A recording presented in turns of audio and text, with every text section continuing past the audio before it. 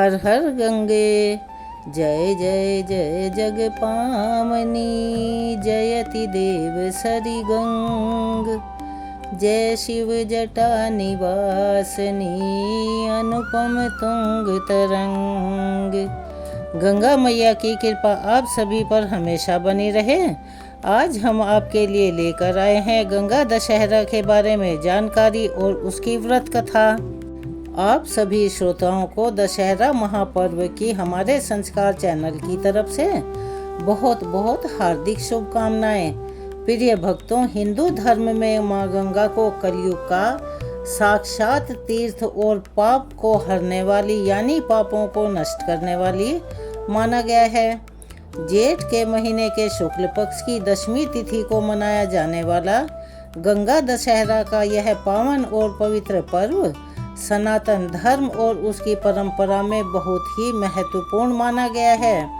इस दिन गंगा स्नान, अन्न वस्त्रों का दान, जप तप, कथा श्रवण, व्रत उपवास और उपासना करने का विशेष विधि विधान है।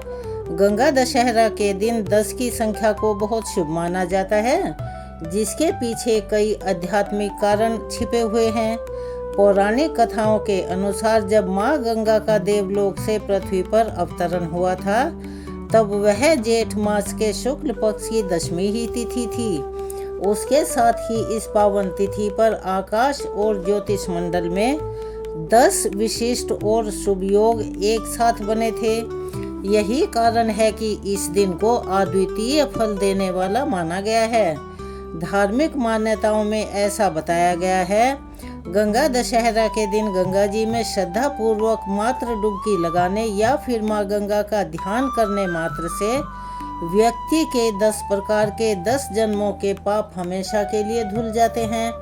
और इन 10 प्रकार के पापों को 3 श्रेणियों में बांटा गया है, जिसमें शारीरिक पाप जैसे कि हिंसा करना, चोरी करना और पर स्त्री गमन यानी कि दूसरे की स्त्री के साथ संबंध बनाना, वाणी संबंधी पाप यानी कटु वचन बोलना, झूठ बोलना, किसी की निंदा करना और बेकार की बातें करना।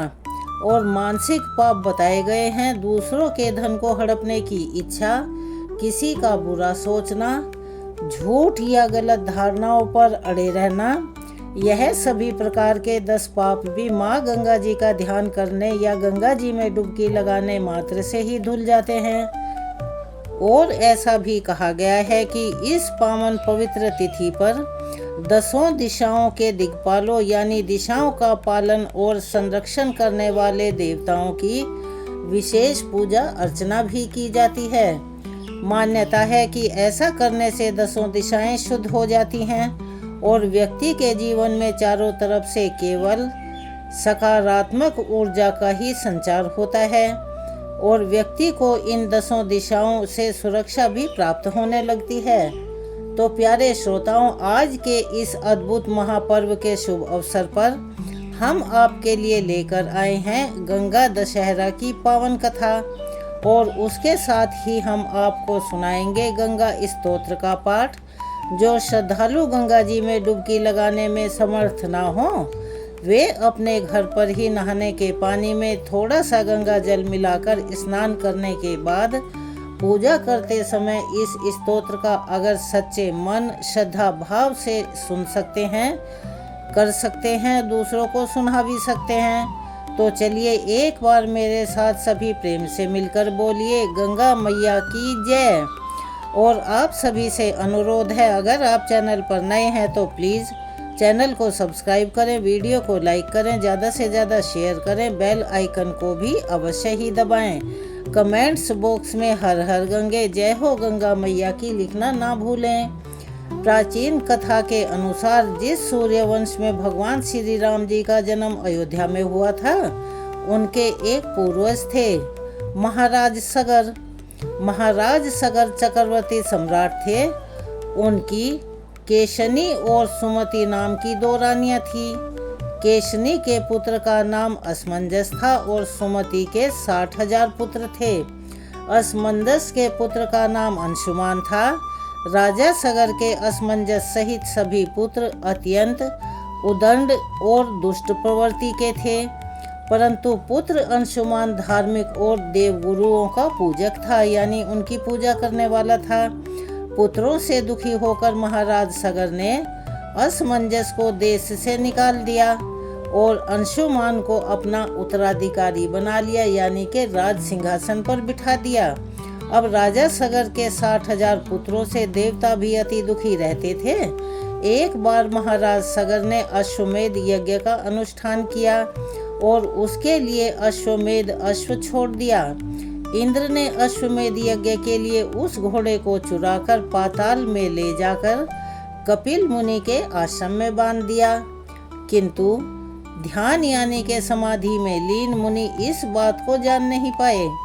उधर राजा सगर के 60,000 अहंकारी पुत्रों ने पृथ्वी का कोना कोना छान मारा, परंतु वे घोड़े को नहीं ढूंढ सके। अंत में उन लोगों ने पृथ्वी से लेकर पाताल तक का मार्ग खोद दिया और इस तरह वे कपिल मुनि के आश्रम में जा पहुँचे। वहाँ घोड़े को बंधा हुआ देखकर वे क्रोधित होकर शस्त्र उठाकर कपिल मुनि की ओर उनको मारने के लिए दौड़ पड़े।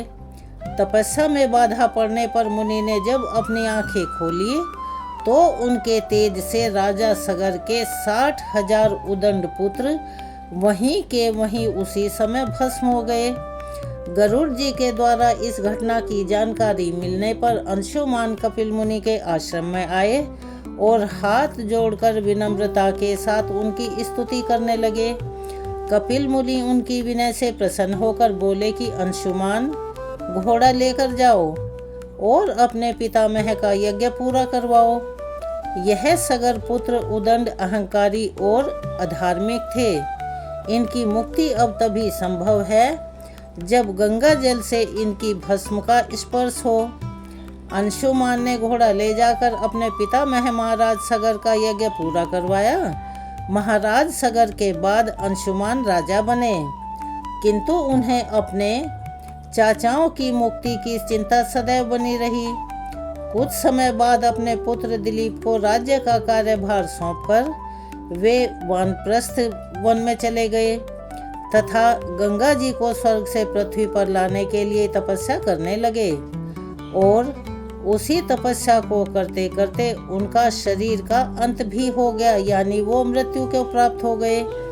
तब महाराज दिलीप ने अपने पुत्र भगीरथ को राज्य का भार देकर स्वयं पिता के मार्ग का अनुसरण किया और वे भी वन में जाकर तपस्या में संलग्न हो गए और उनका भी तपस्या में ही शरीर का अंत हुआ, यानी उनकी भी मृत्यु हो गई। परंतु तपस्या के बावजूद भी वे देवी गंगा जी को पृथ्वी पर नहीं ला सके। तब महाराज दिलीप के बाद राजा भगीरथ ने ब्रह्मा जी की घोर तपस्या की। अंत में 3 पीढ़ियों की लगातार इस तपस्या से प्रसन्न होकर पितामह ब्रह्मा जी ने राजा भगीरथ को दर्शन देकर वर मांगने को कहा। तब उसके बाद राजा भगीरथ ने कहा, हे पितामह, मेरे 60,000 पूर्वज कपिल मुनि के श्राप से भस्म हो गए हैं। उनकी मुक्ति के लिए आप गंगा जी को पृथ्वी पर भेजने की कृपा करें। तब ब्रह्मा जी ने कहा कि मैं गंगा जी को पृथ्वी लोक पर भेज तो दूंगा, परंतु उनका वेग इतना प्रचंड है कि उस वेग को कौन रोकेगा। धरती पर किसी की सामर्थ्य इतनी नहीं है कि गंगा जी के वेग को रोक पाए। इसके लिए तुम्हें पहले देवाधिदेव भगवान शंकर की आराधना करनी चाहिए। तब राजा भगीरथ ने एक पैर पर खड़े होकर भगवान शंकर की आराधना शुरू कर दी। इनकी कठिन तपस्या से प्रसन्न होकर भगवान शिव ने गंगा जी को अपनी जटाओं में ही रोक लिया और उसमें से एक जटा को पृथ्वी की ओर खोलकर छोड़ दिया।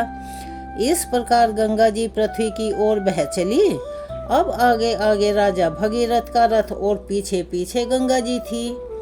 मार्ग में जनहु ऋषि का आश्रम पड़ा। गंगा जी उनके कमंडल दंड आदि बहाते हुए जाने लगी। यह देखकर ऋषि ने उन्हें पी लिया।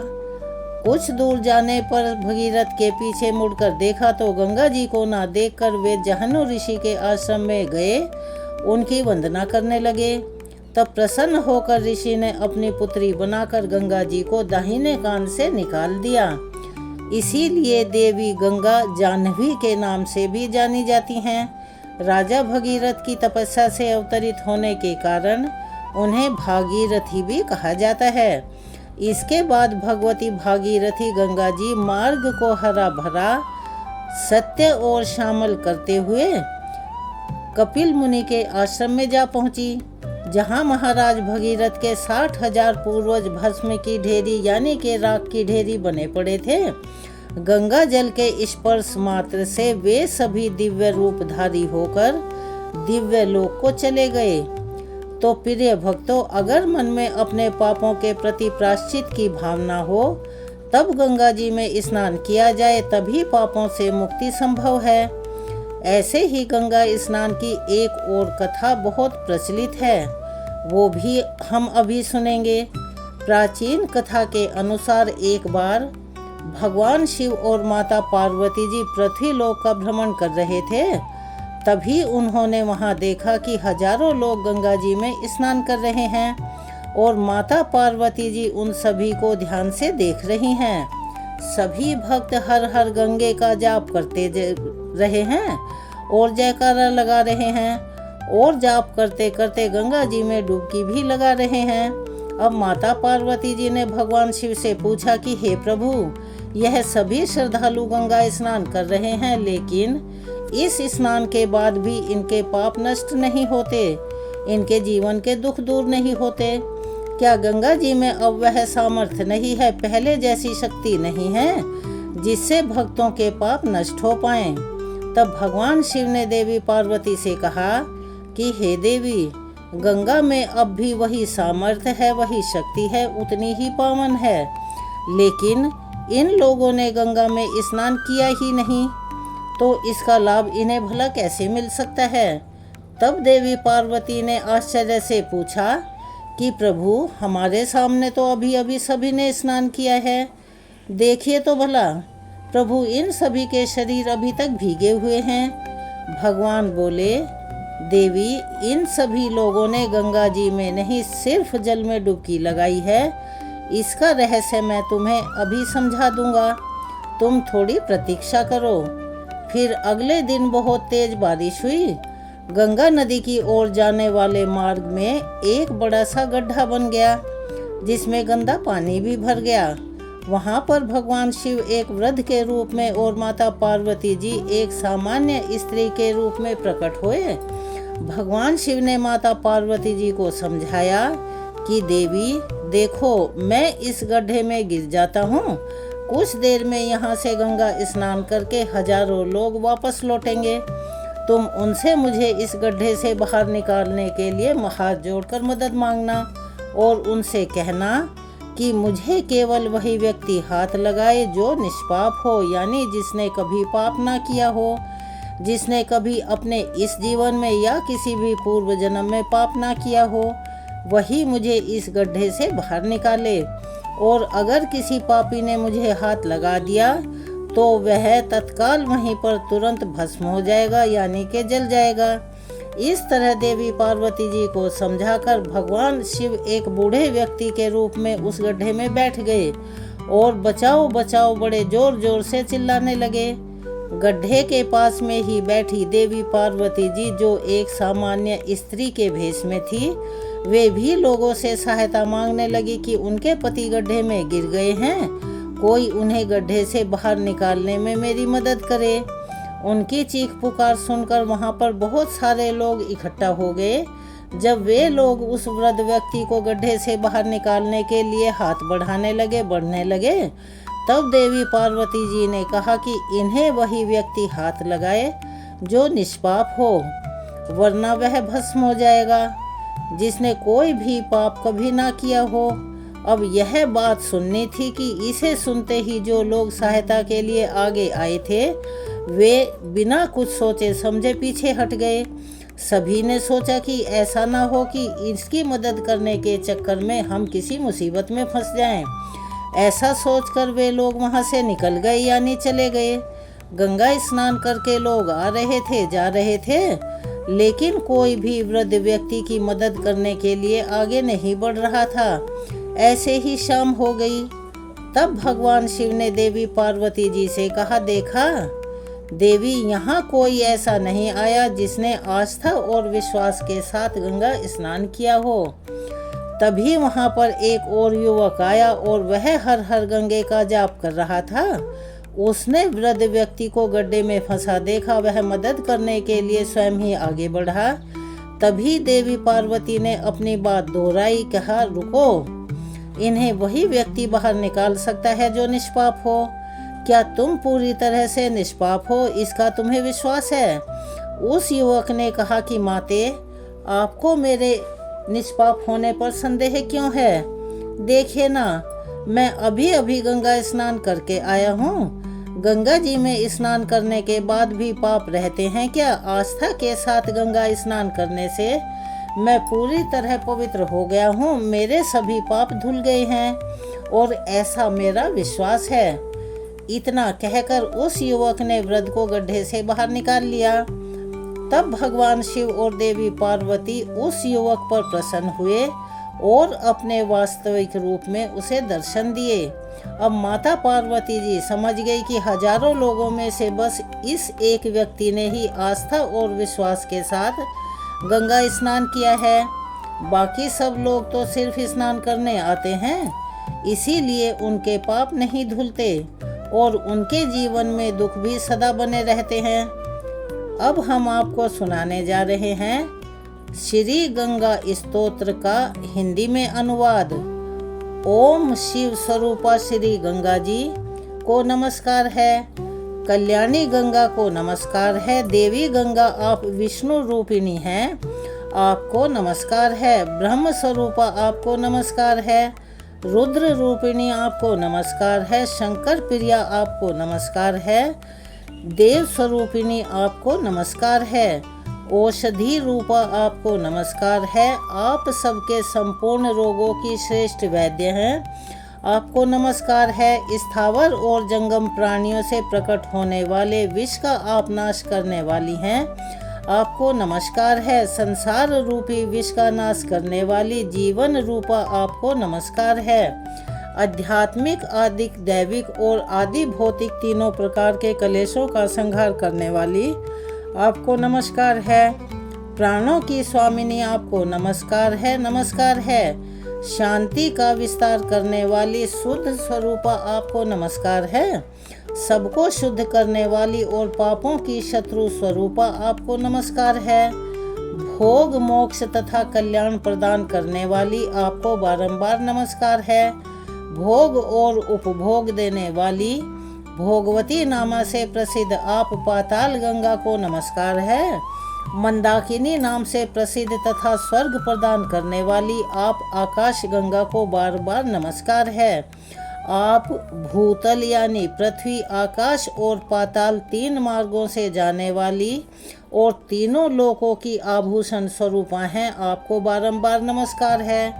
गंगा द्वार, प्रयाग और गंगा सागर संगम, इन तीन विशुद्ध तीर्थ स्थानों में विराजमान, आपको नमस्कार है।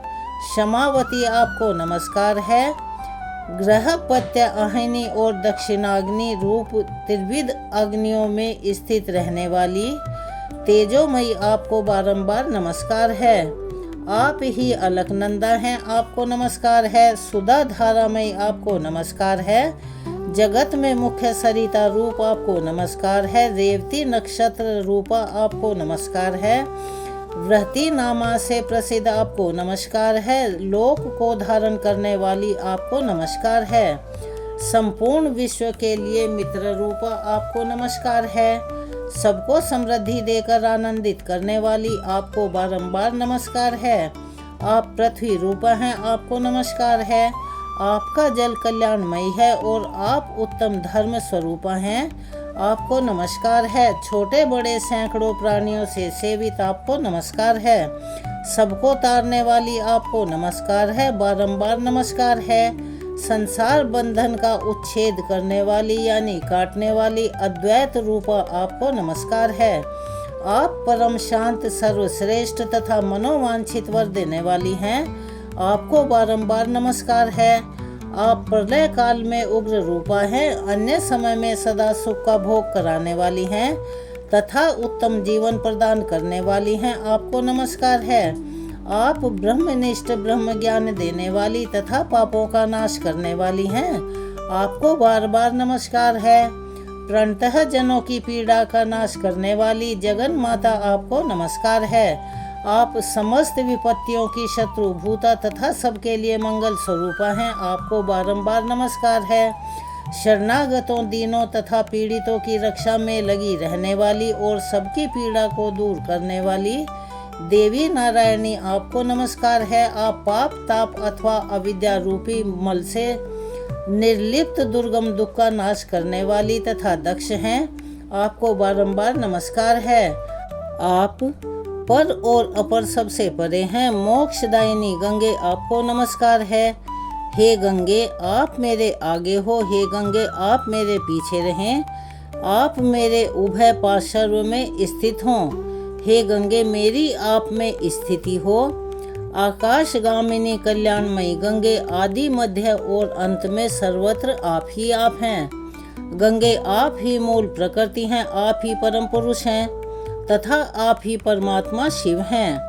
शिव, आपको नमस्कार है। जो श्रद्धा पूर्वक इस स्तोत्र को पढ़ता है, सुनता है, दूसरों को सुनाता है, वह व्यक्ति मन, वाणी और शरीर द्वारा होने वाले पूर्वोक्त 10 प्रकार के पापों से अतिशीघ्र मुक्त हो जाता है।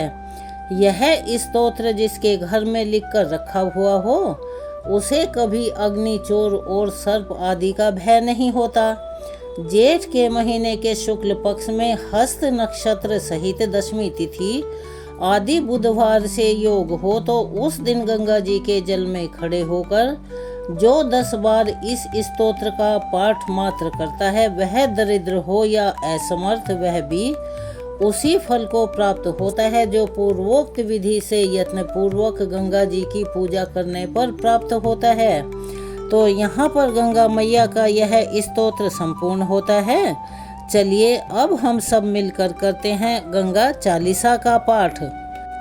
जय जय जय जग पामनी, जयति देव सरि गंग, जय शिव जटा निवासिनी, अनुपम तुंग तरंग, जय जग जननी अगखानी, आनंद करनी गंग महारानी, जय भगीरथी सुर सरी माता, कलिमल मूल दलनि विख्याता, जय जय जय हनुसुता अघन अननी, भीषम की माता जग जननी, धवल कमल दल मम तनु साजे, लखिशत शरद चंद्र छवि लाजे, वाहन मकर विमल सुचि सोहे, अमीय कलश कर लखी मन मोहे, जड़ित रत्न कंचन आभूषण, हिय मणिहार हरण तम दूषण, जग पावन त्रैतापन सामनि, तरल तरंग तंग मन भामनि, जो गणपति अति पूज्य प्रधाना, तिहु ते प्रथम गंग स्नाना, ब्रह्म कमंडल वासनि देवी, श्री प्रभु पद पंकज सुख सेवी, 60 सहस्त्र सगर सुत तारियो, गंगा सागर तीरथ धारियो, अगम तरंग उठियो मन भामन, लखी तीरथ हरिद्वार सुहामन, तीरथ राज प्रयाग अक्षवट, धरियो मातु पुनि काशी करवट, धनी धनी सुर सरि स्वर्ग की सीढ़ी, तारणी अमित पितृ पद पीढ़ी, भगीरथ तप कियो अपारा, दियो ब्रह्म तब सुर सरि धारा, जब जग जननी चल्यो लहराई, शंभु जटा महरई हो समाई, वर्ष पर्यंत गंग महारानी, रही शंभु के जटा बुलानी, मुनि भगीरथ शंभु ही ध्यायो, तभी के बूंद जटा से पायो, ताते मातु भई त्रय धारा, मृत्यु लोग नभ अरूपा तारा, गई पाताल प्रभावित नामा, मंदाकिनी गई गगन ललामा, मृत्यु लोक जाह्नवी सुहामनी, कलिमल हरणी अगम जग पावनी, धनी मैया तव महिमा भारी, धर्म धुरी कलि कलुष कुठारी, मातु प्रभावती धनि मंदाकिनी धनि सुर सरित सकल भय नाशिनी पान करत निर्मल गंगा जल पावत मन इच्छित अनंत फल। पूरब जन्म पुण्य जब जागत तब ही ध्यान गंगा मह लागत। जई पगु सुर सरि हेतु उठावहीं तई जगी अश्वमेध फल पावहीं। महापतित जिन काहू न तारे तिन तारे इक नाम तिहारे। सतयोजन हो से जो ध्यावहीं निश्चय विष्णु लोक पद पावहीं। नाम भजत अगणित अगनाशे विमल ज्ञान बल बुद्धि प्रकाशे। जिमि धन मूल धर्म अरुदाना धर्म मूल गंगा जल पाना। तव गुण गुणन करत सुख भाजत ग्रह ग्रह संपत्ति सुमति विराजत। गंगहि नेम सहित निज ध्यावत दुर्जन हो सज्जन पद पावत। बुद्धिहीन विद्या बल पावे रोगी रोग मुक्त हवे जावे। गंगा गंगा जो नर कहीं भूखे नंगे कबहु न रहहीं। निकसत की मुख गंगा माई श्रवण दाबियम चलहि पराई। महा अघिन अधमन कह तारे भय नरक के बंद किवारे। जो नर जपे गंग शतनामा सकल सिद्ध पूरन हव कामा। सब सुख भोग परम पद पावहीं आवागमन रहित हव जावहीं। धनि मैया सुर सरि सुख दैनी धनि धनि तीरथ राज त्रिवर्णी। कखरा ग्राम ऋषि दुर्वासा सुंदर दास गंगा कर दासा। जो यह पढ़े गंगा चालीसा मिले भक्ति अविरल बागीसा। नित नव सुख संपत्ति लहें धरे गंग का ध्यान। अंत समय सुरपुर बसें सादर बैठी विमान। संवत भुज नव दिशि राम जन्म दिन चैत्र। पूर्ण चालीसा कियो हरि भक्तन हित नेत्र। गंगा चालीसा यहाँ पर समाप्त होती है। चलिए हम सभी मिलकर करते हैं गंगा मैया की आरती। ओम जय गंगे माता मैया श्री गंगे माता। जो नर तुमको ध्याता जो नर तुमको ध्याता मन वांछित फल पाता। ओम जय गंगे माता। चंद्र सी ज्योत तुम्हारी जल निर्मल आता जल निर्मल आता। शरण पड़े जो तेरी शरण पड़े जो तेरी सो नर तर जाता। ओम जय गंगे माता। पुत्र सगर के तारे सब जग को गाता। मैया सब जग को ज्ञाता। कृपा दृष्टि तुम्हारी कृपा दृष्टि तुम्हारी। त्रिभुवन सुखदाता। ओम जय गंगे माता। एक ही बार भी जो नर तेरी शरणागति आता। मैया शरणागति आता। यम की त्रास मिटा कर यम की त्रास मिटा कर परम गति पाता। ओम जय गंगे माता। आरती मात तुम्हारी जो जन नित्य गाता। मैया जो जन नित्य गाता। दास वही जो सहज में दास वही जो सहज में मुक्ति को पाता। ओम जय गंगे माता।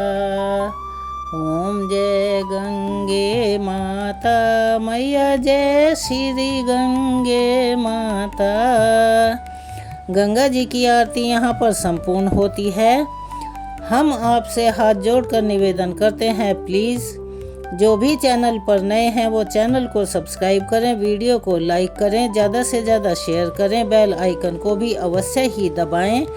कमेंट्स बॉक्स में हर हर गंगे हर हर महादेव जय श्री गंगे मैया की अवश्य ही लिखें। मिलते हैं अगली वीडियो में। एक और नई कथा और कुछ जानकारियों के साथ। तब तक के लिए आप सभी को हर हर गंगे, हर हर महादेव। धन्यवाद।